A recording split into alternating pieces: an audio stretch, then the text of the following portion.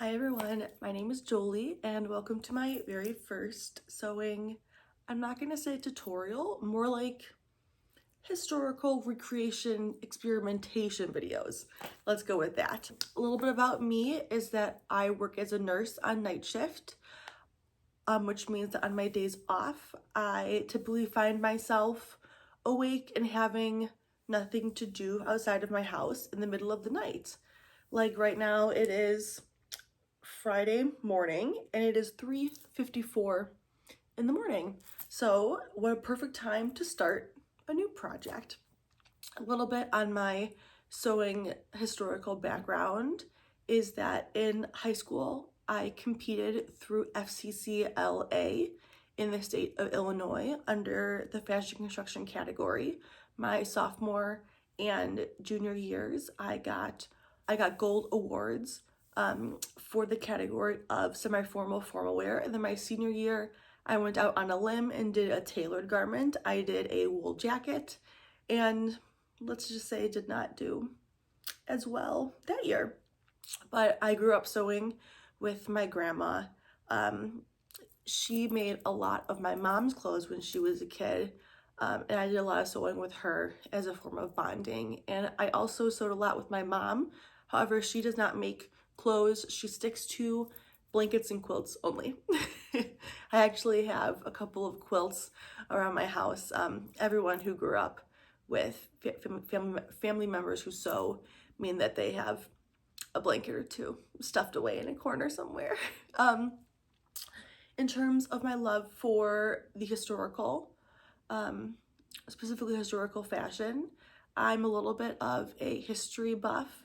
And that has kind of caused me to go down the rabbit hole of historical fashion and historical artwork, and in that historical sewing.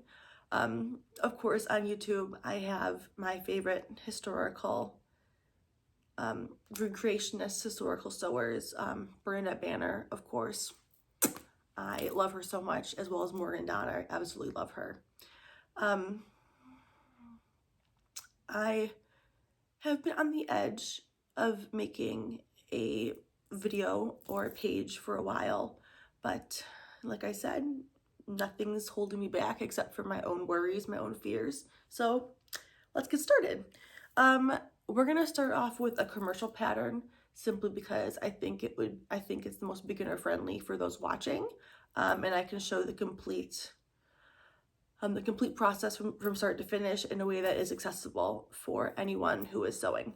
So I picked up this Simplicity commercial pattern, number S9734. So here are all of the different ones. The corset is the same in this picture. We're gonna do the corset, of course. Sewing envelopes are a little bit complicated. You can see in the back there's a scary amount of information for those new, and then on the flap, more numbers. It can be very intimidating. Don't worry, I will walk you through everything. So, very, very basic, what you need to begin with. You need your pattern. You need a tape measure, or if no tape measure, you need a long piece of string, and you can use that kind of like in lieu of measuring tape. You don't need to do this, but I like to keep notes in a journal or a notebook of some kind, simply like if I end up making alterations to the fit or alterations to the pattern, I can take notes in here so that if and when I remake a pattern, I will know right away the difference. I try not to cut up or alter the actual pattern pieces in any way, simply because over time, human bodies do fluctuate in size, and I don't want to prematurely cut something so that it fits me now, as opposed to maybe not next time I make it. Always, always, always make a first draft before you go into your fancy fabrics. Fancy fabrics are expensive, and not all of us have a ton of money. I know. So budget-friendly options I've found is to pick up secondhand fabrics. A lot of times yard sales, estate sales have like sheet sets you can cut up for cheap fabric just to make first mock-up. So I I've had this cute vineyard fabric and cute kind of like barnyard fabric sitting around in my house for what seems like years. So I was always planning on making something, but that's never happened. So let's just use it up, because if you use up fabric, that means you have an excuse to buy more fabric. Okay, let's get started. The very first thing that you have to do is decide what size pattern you need. So on this pattern, it does happen to be like the inside flap of the closing on the pattern. However, sometimes you can find it like in the top portion here. So the actual sizes are the very top line in bold, 8, 10, 12, all the way up to 26. And then all these numbers underneath are specific measurements for your bust, your waist, and your hip, as well as some patterns have this last section, which is from the back of the neck to the waist. And so what you want to do is you want to measure yourself for each of these categories and then mark per category which size you would be. Okay, my biggest tip for measuring yourself is wearing garments and undergarments that are the closest to what you will be wearing when you wear the actual garment. So because this is a corset, I'm just wearing like a super light bralette, because personally I do not wear supportive undergarments under corsets. And then I'm also wearing a waist trainer underneath, simply because when I go to the Ren Fair, I like to be sucked in. So first we're going to do our bust measurement. You want to use the inches or the centimeter side, depending on which one you want to do. And you want to measure at your line right here. You guys know what I'm talking about. So you want to wrap it all the way around you, and super important in the back. You want to make sure the tape measure is straight across the whole way. And you also want to make sure that there's no buckling or anything in the back. So you want to take your measurement. Mine is 46, and you want to mark it down. Same for your waist. Something that I learned in sewing classes is like as you kind of bend to the side, you kind of get a natural kink in your side, and that is where you want to measure from.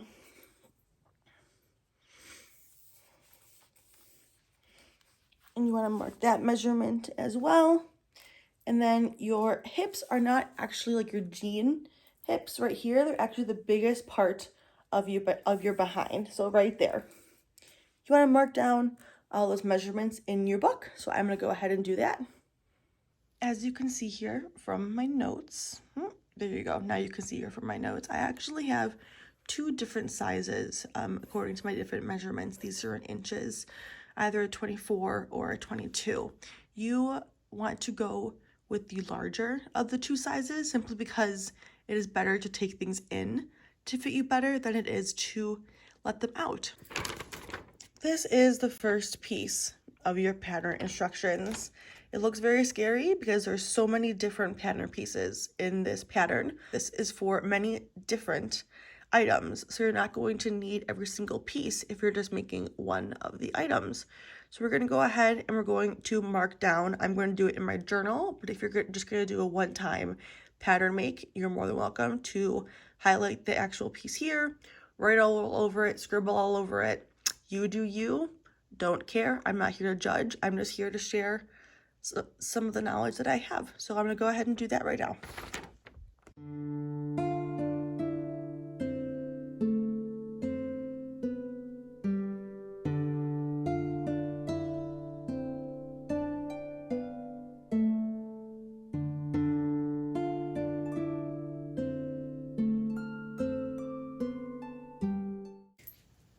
Welcome all of you to my desk. I'm going to cut out all of the pieces that I need for the pattern from this kind of tissue paper like material. Pro tip, do not use your fancy fabric scissors to cut on this tissue paper because it will dull them. You want to use ye old regular scissors. For now, I'm just going to do a rough outline of the pieces, and that later on, once I get them smoothed out, I'm going to cut them precisely to my pattern size.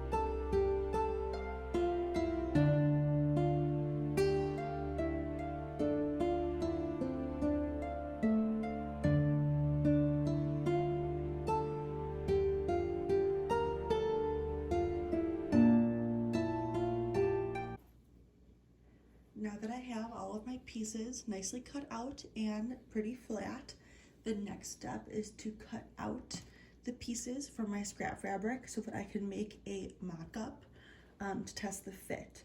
A mock-up is just a sewing term for a first try, I guess. It's something that's not made with your final fabric and generally is used with cheaper fabric or spare extra fabric lying around, so that if you have to tear it up, if you have to do it again, if you have to do refits or it ends up going horribly, it's not the end of the world since you use fabric that you don't care about. So time to get chopping for that. Okay, so I may have accidentally forgot to record me cutting them out, but basically I just folded my fabric in half, right side to right side. Right side is the bright side of the fabric as opposed to the not so bright wrong side of the fabric. So here's the thing.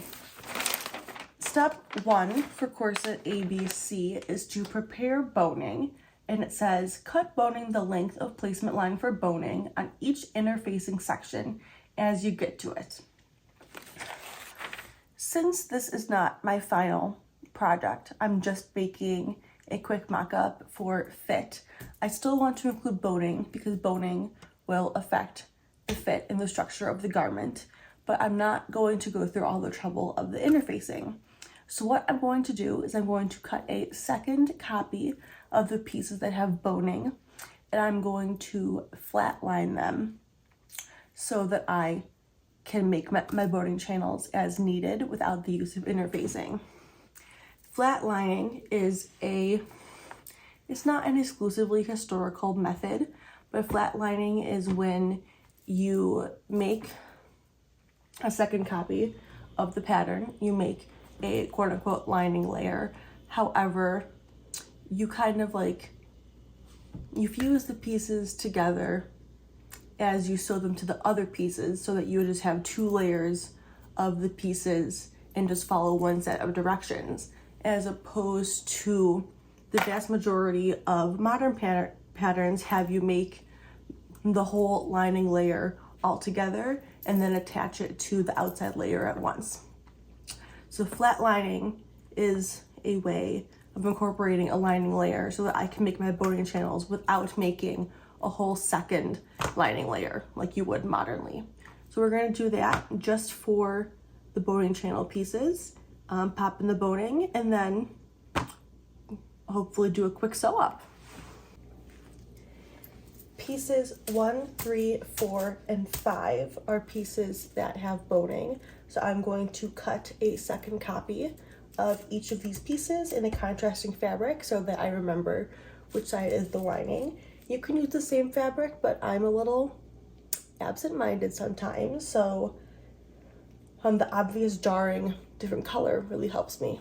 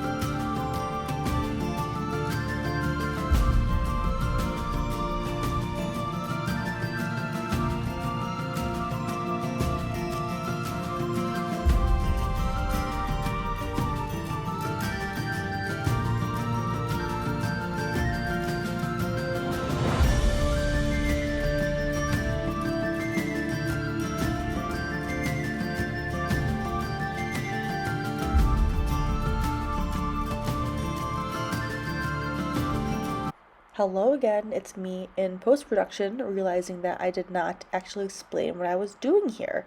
So this is me setting up my final fabric as well as the flat lining red fabric underneath it. I'm lining up the pieces, making sure they're even. I'm pinning them together to ensure for safe, correct sewing. And then I'm also marking on the placement lines for the boning with the blue chalk that you will see.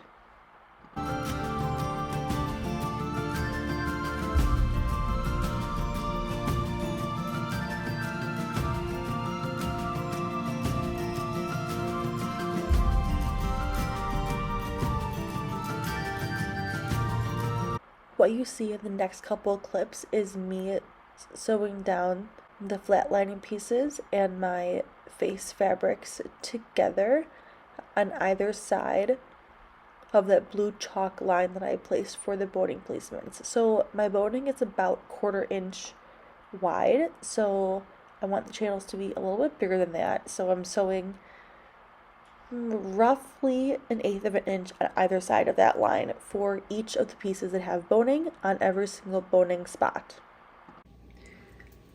Okay, so I've preliminarily made my boning channels with my flatlining method. You can see there's a line stitching on either side of the line that I traced for the placement of the boning. So next step is to cut the boning to fit for all these pieces.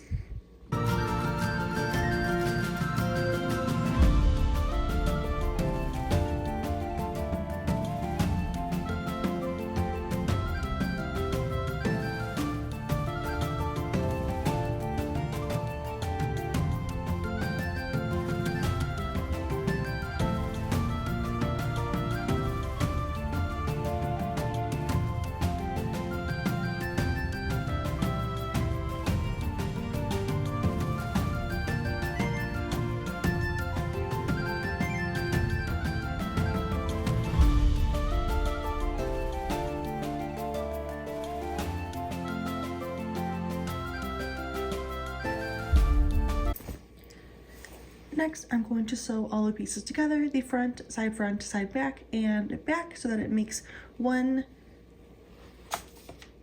semicircle, I guess. Now that the boning is inserted, they are hanging up kind of curved, so you want to be careful when sewing so that you do not puncture anything and that everything is facing the right way.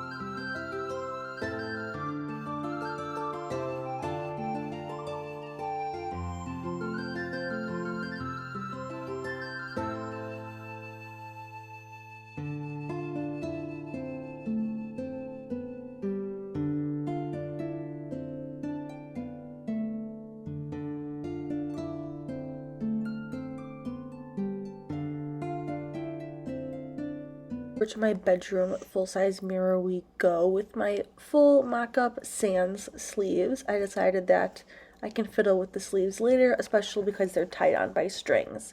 As you can see here, the fit in the bust is actually pretty perfect. I'm really happy with it. Turning around to the back and making sure there's no wrinkles or the seams are not pulled too tight. Everything's looking even back there.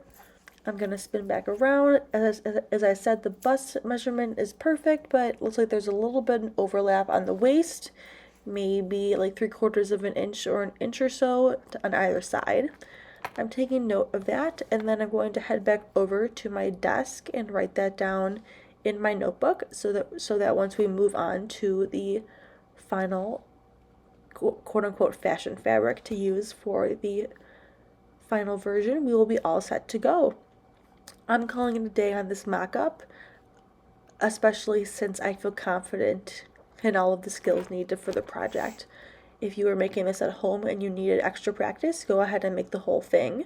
But I will check back in with you once I make the final garment. I'm so excited to get started with you guys. I'll see you then. Mwah!